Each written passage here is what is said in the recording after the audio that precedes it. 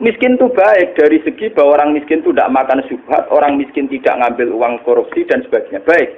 Dari segi menjauhi segala syubhat haram, miskin itu. Tapi kamu akan merasa bahwa miskin itu adalah sebuah kriminal, sebuah pidana. Nak wong tua meloro ra iso ngobatno, ana kiaimu kelaparan ra iso ngekeki beras. Kamu sadar bahwa media pakai jalur miskin ada kriminalnya, yaitu tidak bisa berbuat sama sekali saat ada keharusan berbuat. Misalnya kere banget, roh saya yatim kere, waduh kere jeng sepuntene. Rombok meloro wis kejet-kejet. Mak mati wae mak ra iso ngobat. Kan ngeri. Tetap ada sisi kriminalnya. Paham ya? Ada sisi napa? Kriminal. Makanya miskin teman-teman iku oleh Nabi terus dikomentari ya tetep ngene iku wis kadal fakru ayat kuda napa? Kufra. Ngobatno mboke kok milih mati. Wong mbok-mboke dhewe mak mati wae ngobatno ya ora ku. Sampeyan ya wis tuwa wae. Ya pancen ra diomongno tapi atine ngono. Justru ra diomongno ketok munafike malah dosane tambah loro. Dosa melarat ra iso ngobatno ya dosa ning atine arep-arep mati. Nah, dari segi ini miskin itu masalah. Sebab itu Nabi sering ngintikan kadal fakru ayakuna apa? Bahwa kemiskinan itu dekat dengan kekafiran. Karena banyak orang yang punya sifat netral, misalnya perempuan. Perempuan itu butuh makan, butuh lipstik, butuh apa saja. Kadang netral. Andai kan dia jadi pegawai pos atau PNS, dia mungkin tidak menjual diri. Karena masalahnya dia itu uang. Yang netral ya, yang tidak soleh betul ya tidak jahat betul ya. Yang masih apa? Akhirnya ujung-ujungnya dia terjerembab ke dosa menjual diri karena miskin. Dan dia mendapatkannya rezeki hanya lewat itu. Ini termasuk miskin akhirnya menjerumuskan dia ke lembah nawahi. Artinya saya katakan netral begini, andai kan dia dapat rezeki yang lain, itu mungkin tidak sampai sini. Makanya mengecualikan sing soleh kelas A, meskipun miskin tidak zina, atau yang mentalnya nakal meskipun juga ya tetap zina. Ini contoh yang netral yang masih dipisah dipengaruhi uang. Banyak contoh-contoh miskin yang akhirnya masalah, yaitu kelihatan di bab jihad. Kabeh sahabat itu nangis. Ketika Nabi mewajibkan jihad dengan perlengkapan perang, itu sahabat-sahabat yang marah mesti nangis. Tawallau wa'yunuhum tafidu minad dam'i hazanan alla yajidu mayun fikum. Karena perang itu dengan begitu banyak peralatan, energi, persiapan dan sebagainya. Tiap ono kewajiban perang sahabat yang marah-marah itu nangis.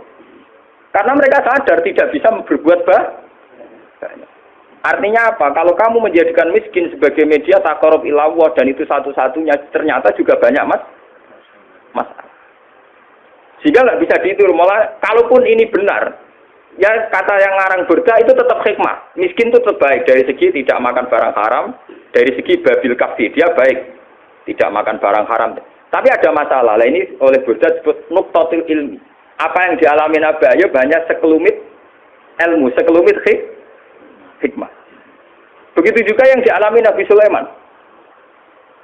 Untuk senang Allah saja kok nunggu kaya raya gitu. Mayoritas orang kan tidak kaya. Kalau untuk senang Allah harus kaya dulu, orang nggak bisa senang Allah semua. Karena untuk senang Allah harus kaya. Saya tuh punya banyak tetangga di Sarang, di Rembang, di mana-mana kalau survei. Sebagian masyarakat, kiai itu bertahajud, esok mulang Quran, bariku duha, berduha di madrasah bariku. Sebagian masyarakat yang tidak dolim-dolim amat ya, mereka orang baik loh ya. Kecuali orang nakal, manjen rasa senang kiai. Nah, kiai ramen ibadah pilih Gus. Dia orang mikir belanja. Orang mikir apa? Belanja. Dia tidak mikir uang harian. Artinya ternyata kiai yang mapan juga tidak jadi percontohan yang baik. Karena kemudian masyarakat yang soleh yang tidak mapan menganggap kiai sergap ibadah itu dipenuhi ibadah karena dia umpama daerah kecukupan Gus. Macul sik lagi kelar sholat. Ya bercocok tanam dulu baru kelar ngajar keras sholat. Intinya, andai kan kiai itu mapan semua, tentu orang akan bilang bahwa mereka tenang ibadah, tenang ngajar karena itu juga tidak contoh yang baik, paham ya? Paham ya? Itu juga tidak contoh yang Rasulullah itu tidak begitu semua. Faqad nabiyina fi khalqin wa khuluqi walam yudanuhu fi ilmi walaka. Walam yudanuhu fi ilmi. Kalau Nabi itu bisa dua-duanya. Beliau ketika perang Khandaq, perang Dzatil Usra itu ada cerita paradok dan itu Nabi benar-benar bahrul ilmi, lautan apa? Ilmu. Kita tahu dalam perang itu Sayyidina Utsman itu nyumbang 50 kuda.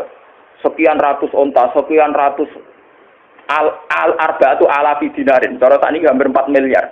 Sumbangan di sinten tadi sinten Sayyidina Utsman, Tolha, Zubair. Itu rata-rata sumbangannya di atas 200 juta. Sahabat yang miskin-miskin itu sampai kurma satu saja diisep orang dua, saking miskin. Ada yang bawa kurma satu ikat. Dan dalam perang itu diceritakan Nabi itu saking laparnya itu perutnya diganjel mbek watu. Lho umpama Nabi ku nakalan, lha opo enggak diwatu nyembelih unta sitok ibar.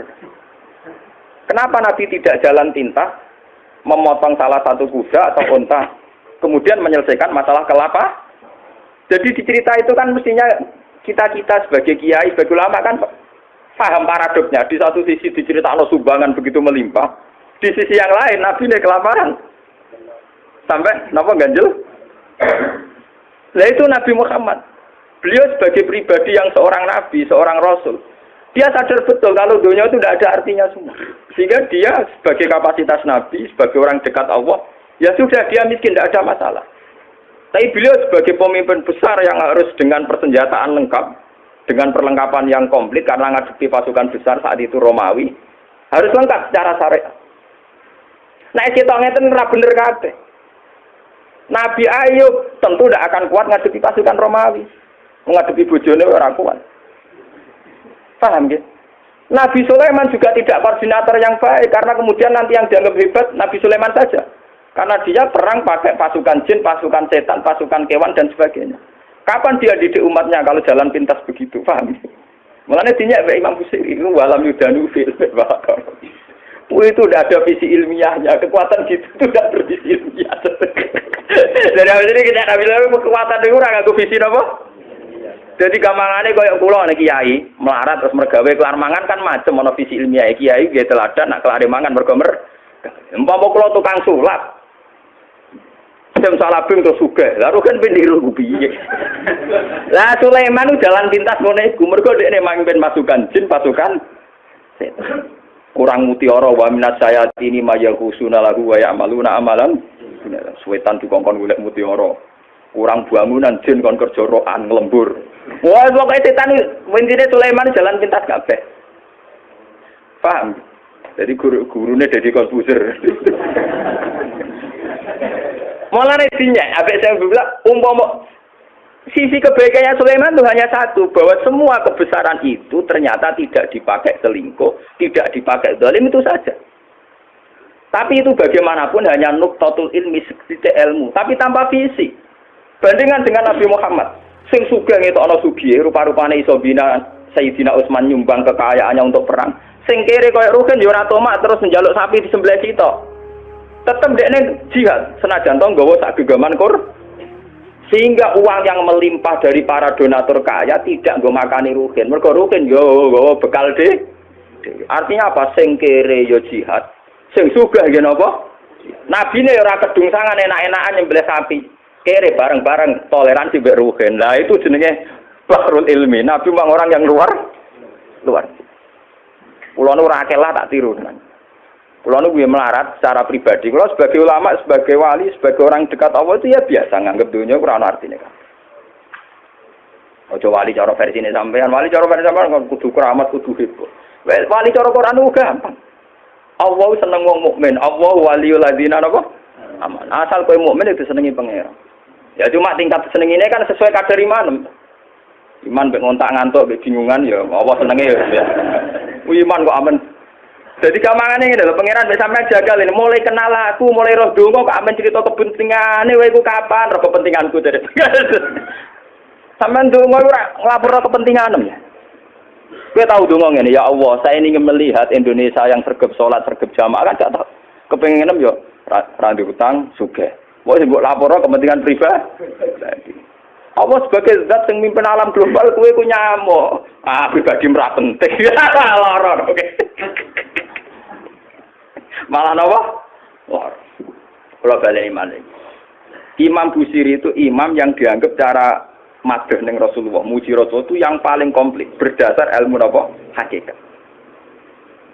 Sehingga visi kayak Sulaiman itu memang ya beliau hanya soleh gitu saja akhirnya. Tapi tidak punya visi ilmiah, visi pembinaan, visi tarbiyah. Bagaimana umat bisa dibina dengan model salafi.